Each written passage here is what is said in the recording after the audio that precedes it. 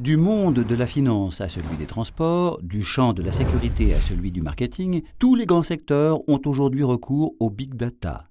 Tous, sauf le secteur de la santé.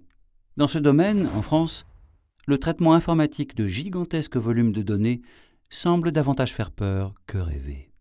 Et pourtant, le trésor est là, jalousement gardé dans les coffres-forts virtuels de la Caisse nationale d'assurance maladie et de l'Agence technique de l'information sur l'hospitalisation.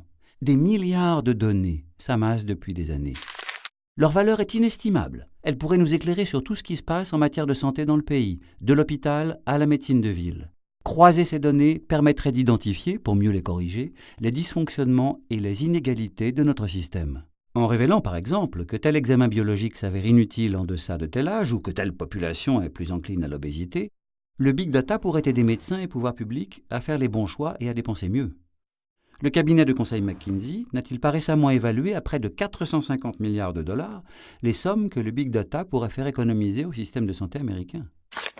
Mais au-delà de la problématique de l'efficacité, c'est aussi une question de transparence vis-à-vis des citoyens. En ouvrant ses archives au public, l'Agence européenne des médicaments est en train de sauter ce pas difficile.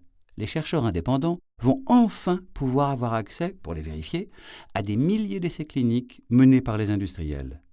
À quand une telle démocratisation en France?